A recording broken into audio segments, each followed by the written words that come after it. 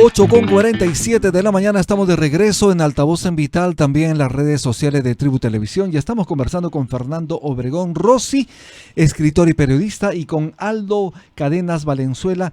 Él es socio de APEPO, de la Asociación Peruana de Podcasters.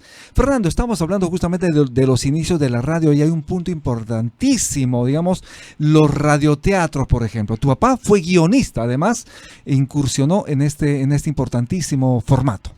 Claro, mi papá tiene en su haber casi medio centenar de radionovelas de todo tipo, desde cómicas, religiosas, históricas. Sobre este punto hay que recordar un tema importante.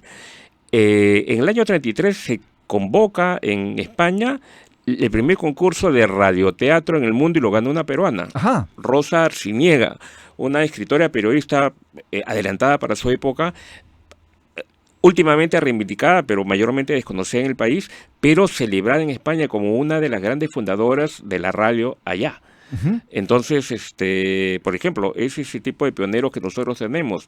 En el año, a mediados de 50, el radioteatro es el boom de radioteatro. El año 52 es el año de El derecho de nacer, la célebre novela que marca el hito y el primer fanatismo radial, porque hasta los personajes malvados de la novela son agredidos en la calle por los oyentes. Así es. Porque los confunden como personas reales.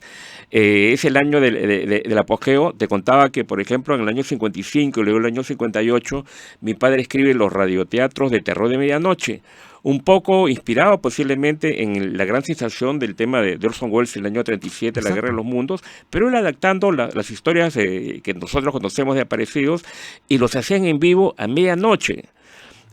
Fue tal el boom que otras emisoras empezaron a repetir el tema en un momento en el cual la sociedad peruana tenía limitadas sus imaginativos respecto al tema del espectáculo, y ahí aparecen pues los personajes clásicos de Oscar Wilde, en fin.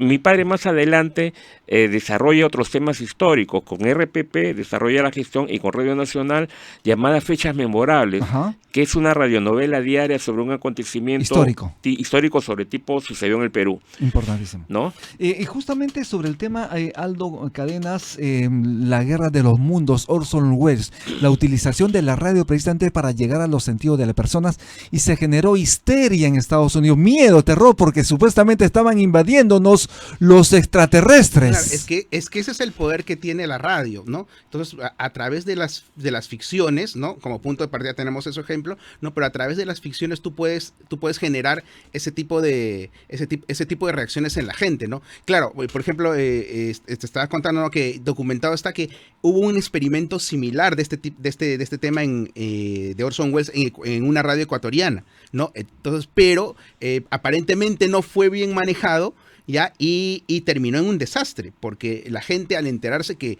no era una ficción, que era una ficción y que no era real todo lo que se había hecho, pues se enardeció y se fue contra la emisora, ¿no? Y hubo destrozos y un montón de desmanes, ¿no? En represalia por haberles hecho este tipo plantear este tipo de situaciones, ¿no? Efectivamente. Fernando, ¿cómo van a ser las celebraciones por este centenario de la radio en el Perú? El acto central lo vamos a hacer en el Colegio de Periodistas el día sábado, 21, a partir de las 10:30 de la mañana. Va a haber una mesa redonda donde va a estar los dos grandes historiadores de la radio en el Perú, dos de los tres grandes historiadores. Va a estar Emilio Bustamante, va a estar Alonso Alegría. Perfecto. Va a estar invitado Eduardo Adrencén, porque va a hablar sobre la parte de cómo la televisión, la ficción de TV es heredera de la radio. O sea, como las telenovelas actuales vienen de las radionovelas de la radio. Exacto. Y luego va a estar Max un poco hablando sobre un tributo a mi padre y su aporte Max a la Obregón radio. Rossi, tu hermano, que Max también es Obregón profesor. Rossi, y el aporte de mi papá como amauta del periodismo, y bueno, fue uno de los fundadores del colegio. Efectivamente. Aldo, sabemos perfectamente que los podcasts se está generalizando su utilización, sin embargo, tiene los cimientos de la radio en este formato. Los radioteatros, por ejemplo, han generado, digamos, estas estructuras, ¿no? De alguna manera sistémicas para darle ese posicionamiento al podcast. ¿Cómo vamos avanzando? Mira, o sea, en realidad, no, si miramos en la historia de la radio, en general y en la radio en el Perú, podríamos decir que los radioteatros fueron los primeros podcasts. Exacto. Claro. ¿Por qué? Porque son productos imperecederos que tú los puedes tener ahí, los puedes poner en un repositorio y pueden estar a demanda, ¿no? La característica del podcast es que son productos que están en internet y que uno escuche a demanda, ¿no? Lo famoso on demand. Exacto. ¿No? Entonces, el formato ya llegó al Perú. Efectivamente, comenzó bajo el tema de audio. Ahora ya se está haciendo audio-video, los famosos video podcast, pero la raíz es el formato de radio, ¿no?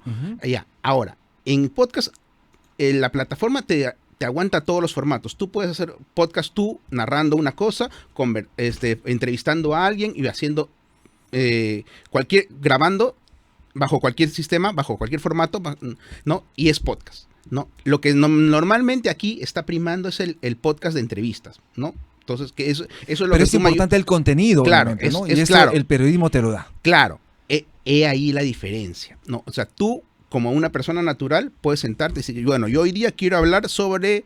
los meteoritos. Los meteoritos, ya. Entonces, pues, consigo la información que tengo sobre los meteoritos, puede ser relevante o no, puede ser certera o no, pero yo tengo mi podcast sobre meteoritos, ¿no? Pero el rigor periodístico es lo que hace la diferencia. Exactamente. ¿No? Entonces, Juan Pérez puede tener un podcast sobre dulces, ¿no? O sobre comida, pero alguien que busque información más certera, más exacta sobre estos temas, es quien te va a dar, pues, digamos, quien te va a hacer la diferencia en el contenido, ¿no? Entonces, contenido profesional. Claro, ¿no? el contenido profesional, claro. precisamente, ¿no?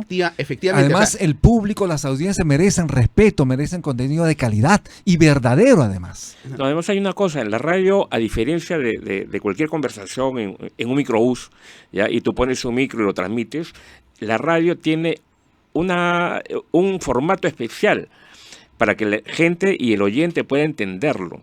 O sea, en estos momentos es diferente. ¿Y qué fue el debate de los pioneros de la radio? ¿Cómo hacemos para que la gente nos entienda? Por eso no es gratuito el uso de la cabina, no es gratuito la limpieza de los ruidos, no es gratuito los intervalos musicales. De calidad, por ejemplo, ¿no? Una buena audio. Para darle al oyente precisamente la atención. uh-huh. El silencio es tan importante en la radio como ruido, pero ruido distorsiona todo. Exacto. Entonces, ese es el gran debate que se dio siempre en la radio. Por eso hay una gran diferencia entre poner un megáfono en la calle y hacer una conversación en una cabina. Claro, ahora sí hay que tener en cuenta una cosa, que, o sea, para bien o para mal, las nuevas audiencias están migrando hasta estos formatos, ¿no? Entonces, los medios ya se han dado cuenta de eso, ¿no? Tú ahora puedes ver que los medios grandes ya empiezan a sacar sus plataformas de YouTube, de streaming, de podcast. Exacto, ¿no? porque están en todo, claro, en toda ¿no? plataforma. Inclusive hasta periodistas que tienen sus programas en medios masivos ya están sacando sus canales de podcast. Exacto. ¿No? Entonces hay que tener en cuenta eso, ¿no? Hacia dónde están migrando las audiencias para saber llegar. Claro, obviamente, pues que cualquier indocumentado que tiene la posibilidad de un micrófono, ¿no? y decir lo que le venga en gana, también tiene la posibilidad, pues, de ser, entre comillas, comunicador. Fernando, justamente hace un momento hemos conversado con Chappell, con el señor Chappell, respecto a este proyecto de ley que fue aprobado en el Congreso, que obliga a habilitar la radio FM en los celulares. ¿Cuál es tu opinión, tu visión respecto a ello? A ver, ya hay aplicaciones de radio para celulares. Exacto. O sea, tú puedes escoger la mejor aplicación. Yo escucho radio por un celular. Pero necesitas para eso datos móviles, y en una situación de crisis, por ejemplo, si es que no tienes datos móviles, si se caen los datos móviles, no tienes otra opción que la radio. Claro, el debate es si conviertes tu celular en un radiotransistor. Exacto. Claro, lo ideal sería que sí. Ahora, yo creo que podría ser positivo en un escenario de emergencia. Pero también hay que, más que el tema de poner la data en móvil, es ver si va a soportar el sistema telefónico cuando ocurre esa emergencia. se puede cortar, se puede interrumpir. Entonces es casi lo mismo obtenerlo. En líneas generales yo diría que podría ser positivo, Okay. ¿ya? ¿Qué En opinas tú, términos Aldo? generales. No, yo creo que es necesario.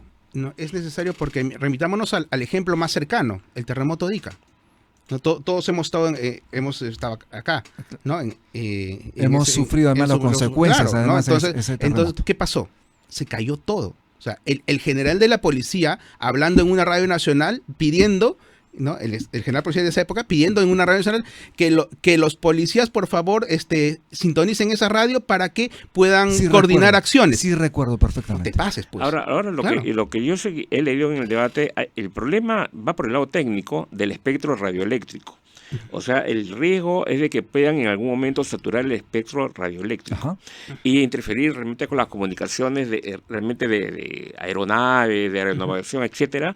Ese es el debate. ¿Qué tanto puede soportar nuestro espectro radioeléctrico si es que eso se ejecuta? En realidad, sí, es importante, pero el 50% de celulares tiene radio, Ya radio tiene. incorporada. Se debería en todo Claro, caso sino que activar. lo que pasa es que hay marcas de celulares, que todos sabemos cuáles son, que no tienen Efectivamente. señal de radio, ¿no? Sino usan la radio a través de datos. Entonces, simplemente lo que entiendo que el proyecto implica es que pedirles a estas marcas que incorporen la señal de radio dentro de sus equipos, ¿no? Fernando y Aldo, lamentablemente el tiempo se pasó volando, como Sí. sabe perfectamente. Yo quiero pedirte, Fernando, que nuevamente, por favor, invites a participar de este centenario de la radio. Ustedes van a realizar una actividad en el Colegio de Periodistas. Con esto nos vamos. El día sábado, partir de las 10:30, los esperamos en el Colegio de Periodistas, Canevaro 1474 del INSE. En realidad se va a juntar mucha gente en la radio, gente mayor, gente muy joven, de todos los espacios. El radio es un universo de universos, involucra no solamente a comunicadores ni periodistas, involucra a disjockey, cantantes, actores, Exacto. etcétera, técnicos y sobre todo oyentes. Si están cerca por LINCE, por el colegio, y esta es una invitación especialmente para estudiantes de comunicación que van a tener muy buena experiencia de primera mano con grandes exponentes. Aldo, tus palabras de cierre.